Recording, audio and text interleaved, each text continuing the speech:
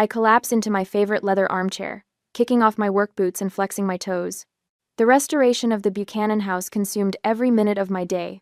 Rotted floorboards, crumbling plaster, and a 100-year-old staircase that fought me with every splinter. My muscles ache in that satisfying way that only comes from work well done. My phone buzzes on the coffee table. I ignored it at first, reaching instead for the glass of Cabernet I poured 10 minutes ago. The burgundy liquid catches the last golden rays of sunset through my Craftsman windows. The phone buzzes again, and again. I take a long sip and reach for it, thumbing through notifications. Another day, another dozen emails from contractors and clients. Then I see it. My thumb freezes mid-scroll. A photo of my sister Nyla draped in white satin, her face glowing beneath a delicate veil. The caption below reads, "Final fitting for the big day. Nyla and Travis, forever after." My breath catches. Wedding. What wedding? I swipe frantically through my feed. Photos flood my screen, my cousin Marissa showcasing bridesmaid dresses, my Aunt Rosa arranging flower samples, my mother's hands holding embossed invitation samples. An invitation I never received. I click on the latest image. Comments cascade beneath it. "Can't wait to celebrate with you next month. The venue looks stunning. So blessed to be part of your special day." 57 comments. Names of relatives, friends, distant cousins I haven't seen since high school graduation. Everyone's going. Everyone but me. My phone rings, startling me. My mother's name flashes on screen. Cynthia Alvarez. Perfect timing. I answer, pressing the phone to my ear. "Mom." "Deborah, honey." Her voice sounds measured, too careful. "I was just thinking about you. How's work?" My free hand curls into a fist. "Work is fine. I just saw Nyla's wedding dress on Instagram." The silence stretches for 3 heartbeats. "Oh." She clears her throat. "I was going to call you about that." My knuckles whiten around the phone. My own sister's wedding? Was my invitation lost? "Deborah." Her tone shifts, that familiar note of disapproval slipping in. "Don't make this about you. You know how sensitive Nyla is." "Sensitive? What does that have to do with—" "You're always so busy with your career. Nyla felt you wouldn't make time anyway." The room suddenly feels colder. I stand, moving to the window, where the Denver skyline glitters in the distance. "So you all just decided not to invite me? To my sister's wedding?" "Travis thinks family is important," she says, as if that explains everything. "And I'm not family?" The words scrape my throat. "Of course you are. But you know how things have been. After you criticized her cafe, I co-signed her loan. $22,000 that I paid back after she abandoned the business. She had the children to think about." My mother's voice hardens. "Single motherhood isn't easy, Deborah." I press my forehead against the cool glass of the window. Old memories surface. Nyla at 10 breaking grandma's vase. Me taking the blame. Nyla at 17 sneaking out. Me covering for her. Me at 16 announcing my engineering scholarship. Mom's dismissive. "Of course you got it, you're the responsible one." The responsible one. Always. "I haven't been forgotten, Mom," I whisper. "I've been erased." "Now you're being dramatic." She sighs, the sound of a woman burdened by an unreasonable child. "We can talk about this later. I need to go help Nyla with the seating charts." The call ends. I stare at my phone, watching as new wedding posts appear. Nyla twirling in her dress. Travis and his groomsmen sampling cakes. My parents beaming beside the happy couple. A family portrait without me. My phone buzzes with texts from Jenna. "Did you see? Call me." Marcus from work. "Just saw your sister's wedding stuff, what the hell?" Mrs. Henderson next door. "Dear, are you aware of what's happening with your family?" Even the people on the periphery of my life noticed my exclusion. I sink back into my chair, the weight of 35 years pressing down on me. I've built my career restoring historical treasures, bringing beauty back to forgotten places. But I can't restore my place in this family. The realization washes over me like cold water. All these years I've been the fixer, the responsible one, the steady hand. I've co-signed loans, babysat on demand, listened to midnight breakdowns. I've shown up when no one else would, and this is my reward. Erasure. My phone buzzes again. I silence it without looking and set it face down on the table. From my window, I can see the mountains west of Denver, their peaks burnished copper in the fading light. Beyond them lies Boulder, where my parents still live in the Victorian house where we grew up. where Nyla returned with her 2 children after Eric left her, where they're planning a wedding without me. Something shifts inside my chest. Not the hot flush of anger or the sting of hurt, but something cooler, more deliberate. A quiet certainty. This time, I whisper to the empty room, I won't fix what they've broken. I pick up my phone and open Instagram again. With methodical precision, I unfollow my sister, then my mother, my father, my cousins.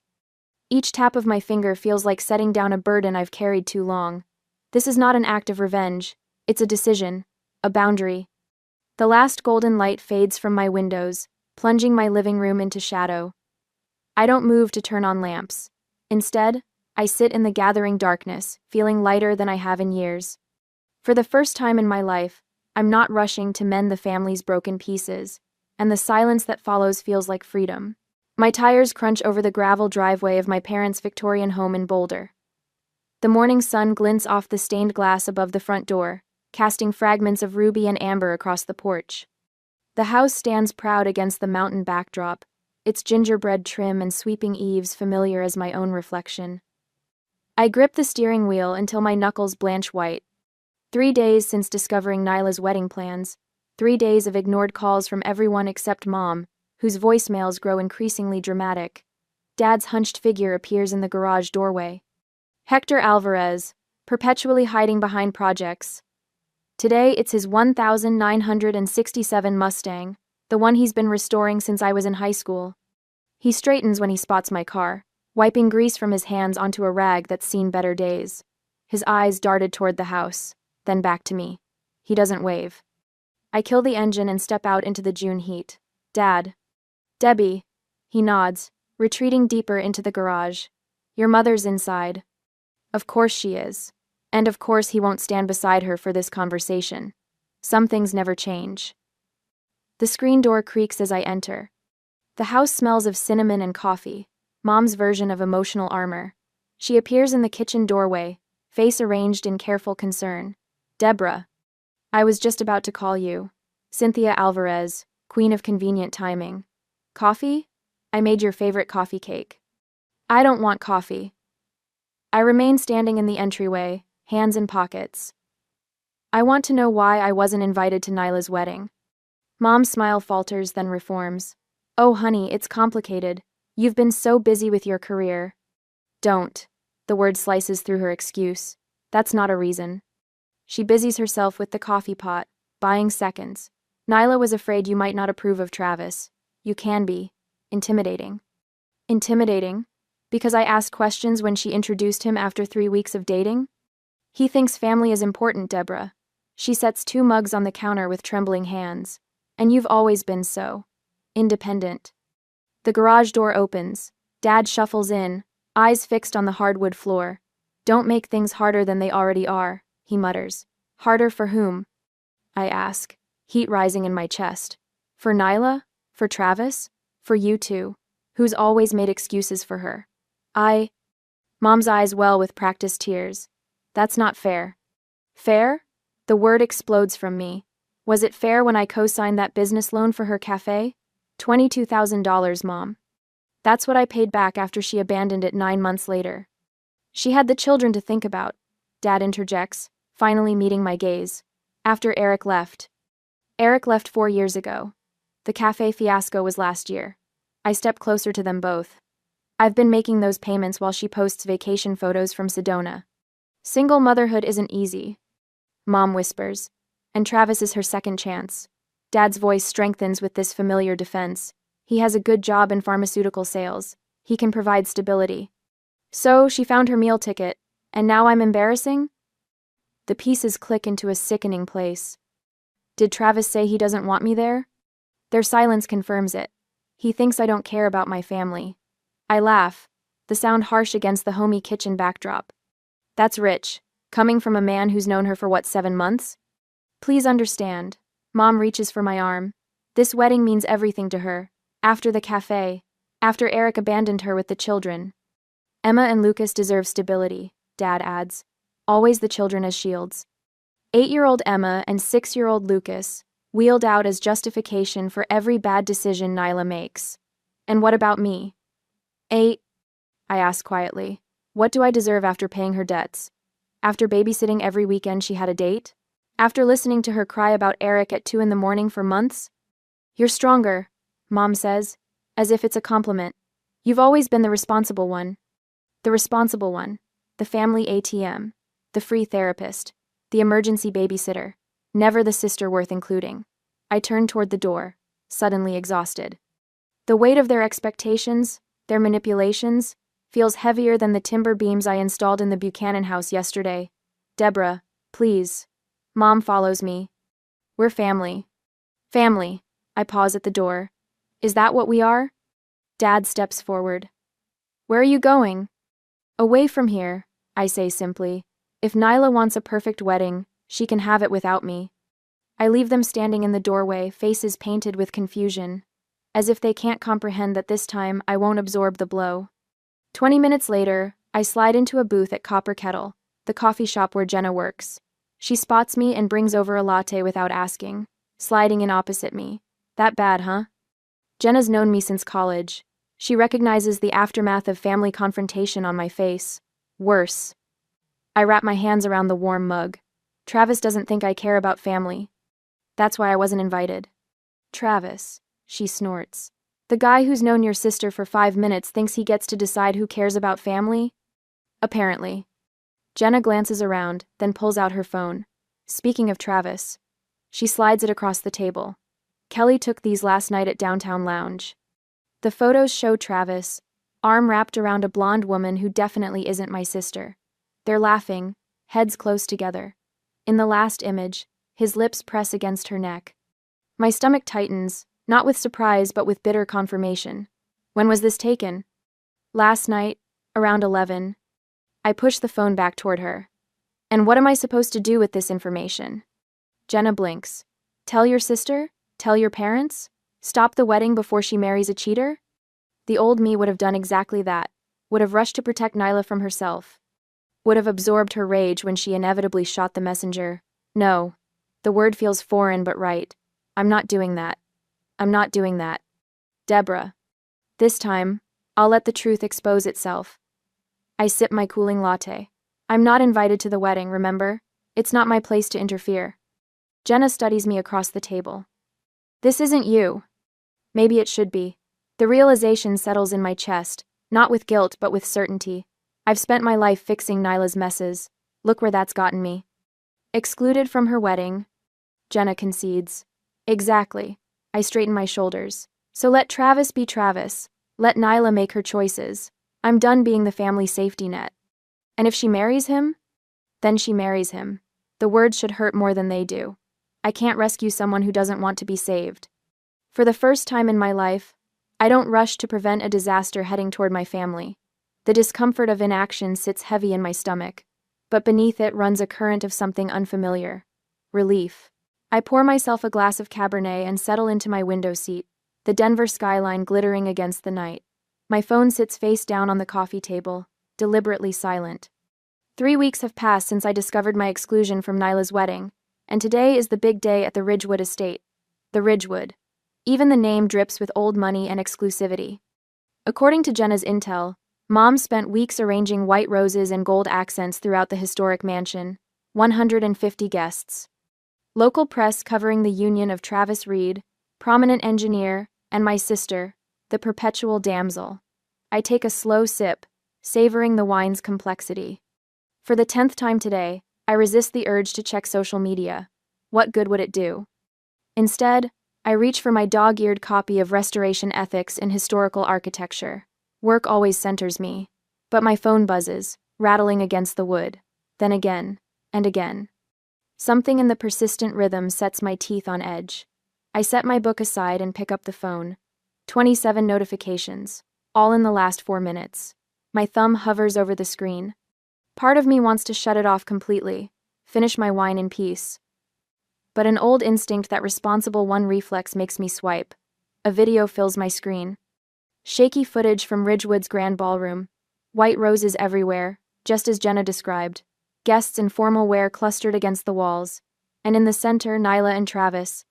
My sister's mascara streaks down her face, her perfect white dress crushed in her fists as she screams something unintelligible. Travis towers over her, his tuxedo jacket unbuttoned, tie askew. His face contorts with rage. "You knew I was seeing someone?" he shouts, voice cracking through my phone's speaker. "You set me up?" Nyla lunges forward, shoving his chest. "Everyone knew. You weren't exactly discreet." Then it happens. Travis's arm swings out, his open palm connecting with my sister's cheek. The crack echoes through the ballroom. Gasps erupt from the crowd. The camera shakes violently as the person filming reacts. "Oh my God," I whisper, fingers pressed against my lips. The video cuts off. I frantically scroll through messages, piecing together the aftermath. Jenna. Deborah. Are you seeing this? Marcus. Holy shit. Just saw the Reed Alvarez disaster on Instagram. Mrs. Henderson next door. Dear. Your family is on the news. Channel 9. I switched to the local news app. There it is. Already breaking. Society wedding ends in assault charges. The footage plays again, this time from a different angle. I catch glimpses of my mother's horrified face in the background, my father attempting to rush forward before being restrained by two other men. The anchor's voice cuts in. Police were called to the prestigious Ridgewood estate this evening after the groom, Travis Reed, allegedly assaulted bride Nyla Alvarez during what witnesses describe as a heated argument about infidelity allegations. I snap the phone off, tossing it onto the cushion beside me. My pulse hammers in my throat. Part of me, a part I'm not proud of, feels a sick vindication. But it's quickly swallowed by genuine concern for Nyla. No matter our differences, watching my sister be struck on what should have been the happiest day of her life twists my stomach. I drain my wine glass, refill it, and wait for what I know will come next. The phone rings at 11:47 p.m. My mother's name flashes on the screen. I let it ring 4 times, composing myself, before answering. "Mom." Sobbing erupts from the other end. "Deborah." Her voice catches, thin and reedy. "Your sister's hurt. Please come." I close my eyes, the words I've said 1,000 times in my life poised on my tongue. "I'll be right there. I'll fix it. I'll help." But something stops me. The memory of scrolling through wedding photos I wasn't meant to see. The years of cleaning up Nyla's messes. The money I'm still paying back. "I wasn't invited, Mom," I say quietly. "Showing up now would only make it worse." Silence stretches between us, so profound I can hear her breathing hitch. "But she needs you," Cynthia finally whispers. "She always needed you." "No," I corrected her gently. "She needed Travis. She needed security and status and a fairy tale wedding. What she needed from me was my absence." "That's not fair, Deborah." "I know." I swirl the wine in my glass, watching it catch the city lights. Neither was excluding me. More silence. I can almost see her face, the calculation behind her eyes, searching for the leverage that always worked before. The guilt, the family responsibility. The Deborah will fix it certainty. "I'm sorry about what happened," I add, my voice softer. "Truly, no one deserves that. But I'm not the solution this time." The line goes dead without another word. I stare at the phone, feeling something fundamental shift inside me. For the first time in my life, I've refused to rush into a family crisis. The absence of panic surprises me. I sleep better that night than I have in years. The next evening, Jenna arrives with takeout from that Thai place on 17th Street. We eat at my kitchen island, the news muted on the television across the room, occasionally flashing footage from the wedding disaster. "You holding up okay?" Jenna asks, twirling noodles around her fork. "It's wild stuff." "Surprisingly well," I admit, though the neighbors keep giving me these sympathetic looks when I get the mail.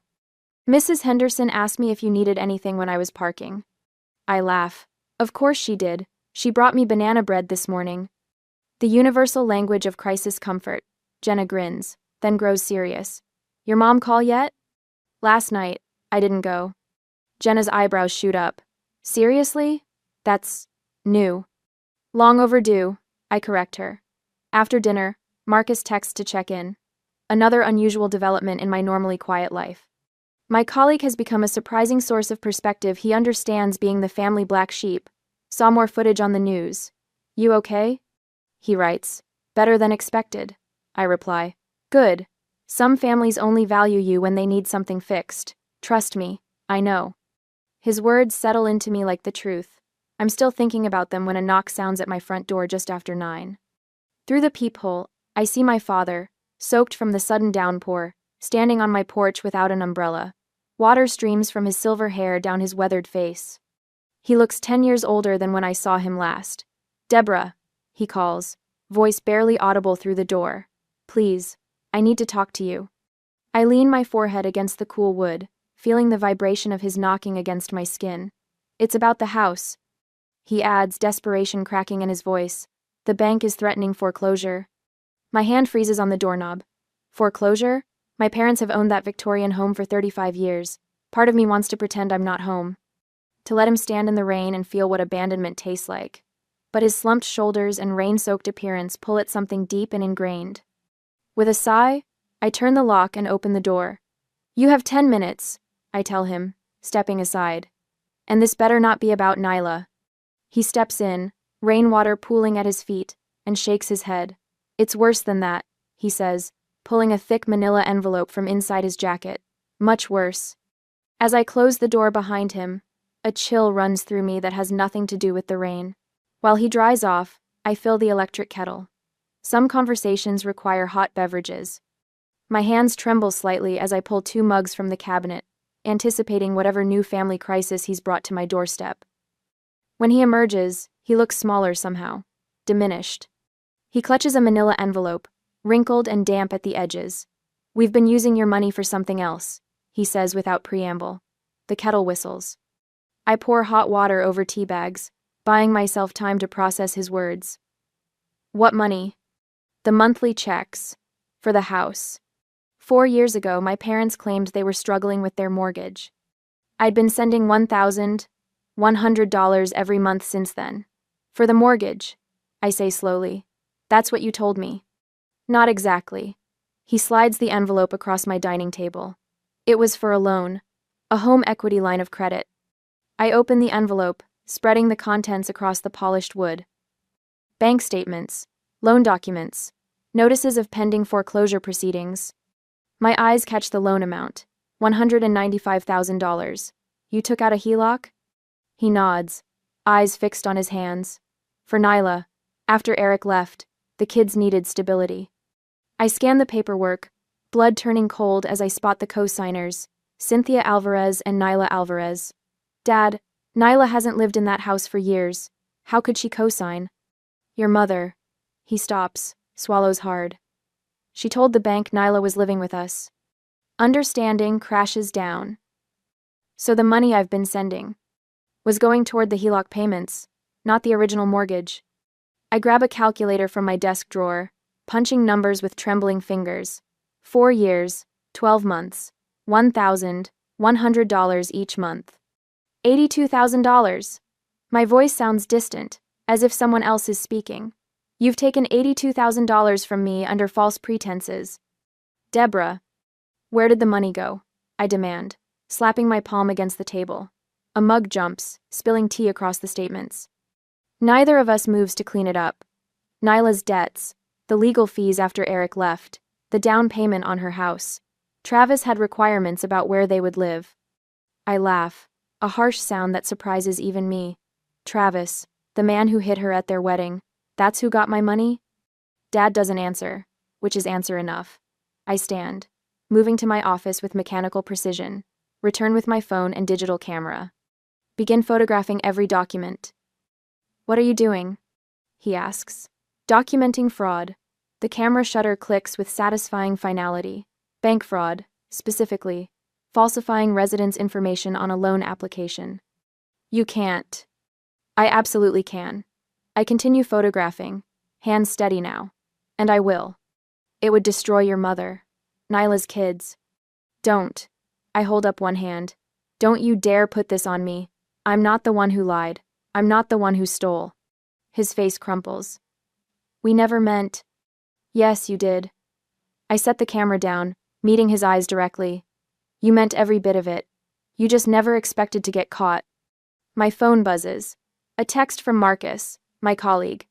"Bank contact info coming your way. My cousin's in mortgage fraud investigations." "How much is left on the HELOC?" I ask. "About 70,000. Dad rubs his face. "The foreclosure notice came yesterday. They're calling the entire balance due." I resume photographing, capturing every signature, every false statement. Dad watches in silence, the magnitude of what they've done finally sinking in. Why now? I ask finally. Why tell me after all this time? Your mother thought we could refinance, but no bank will touch us after the wedding fiasco hit the news. He hesitates. And I couldn't live with it anymore. Not after you were excluded from the wedding. Not after everything. My phone rings. I answer without checking the caller ID. Jenna's voice fills the line. Heads up. The next day, I stand in the center of my living room, surveying my preparations with the meticulous eye I normally reserve for historic building inspections. The large oak dining table, a restoration project I salvaged from an 1,882 farmhouse, dominates the space. Its surface tells a story of betrayal through carefully arranged papers, photographs, and bank statements. A knock at the door announces Aunt Rosa's arrival. I chose her carefully, Dad's sister, the only family member who never played favorites. You look tired, mija, she says, stepping inside. Her silver-streaked hair frames concerned eyes. Not tired, ready. I adjust a stack of bank statements. Thank you for being here. She squeezes my hand. Family should tell the truth, not pretty lies. The doorbell rings again. My stomach clenches as I check my watch. They're 15 minutes early. A power move. Classic Cynthia. I'll make coffee, Rosa offers, retreating to the kitchen. I open the door to find them huddled on my porch. Mom's face wears a mask of injured dignity. Dad studies his shoes. Nyla stands slightly behind them, arms wrapped protectively around her middle. Come in. My voice sounds foreign to my ears, steady, unruffled. They file past me like solemn funeral attendees. No one speaks as they settle around my dining table. Nyla gasps quietly when she notices the papers. Dad's shoulders sag further. Mom's lips pinch into a bloodless line. Aunt Rosa brings coffee nobody touches. I remain standing. The silence stretches until Mom shifts in her chair. What is all this drama for, Deborah? If you need help with your finances. Stop. The word slices through her deflection. For once in your life, just stop talking and listen. I slide a document toward her. This is the home equity line of credit you took out 4 years ago. $195,000. With Nyla listed as co-signer, claiming she lived at the property. Dad's eyes close briefly. This, I continue, pushing forward another document, is the rental agreement I signed when I moved out 12 years ago. The one that specifically forbids you from using my financial information or claiming I live there. I tap a stack of bank statements, and these show the money transfers. $1,100 monthly from my account to yours, totaling $82,000 over 4 years. Nyla's face drains of color. Mom? What is she talking about?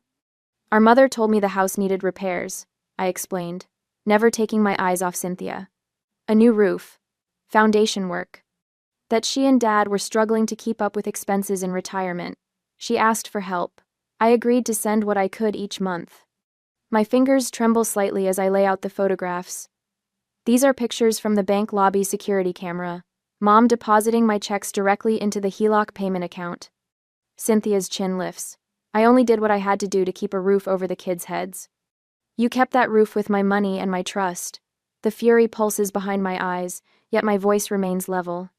The same money I earned working 60-hour weeks while repaying Nyla's failed cafe loan. Nyla's mouth drops open. Cafe loan? But you said that was a refinance.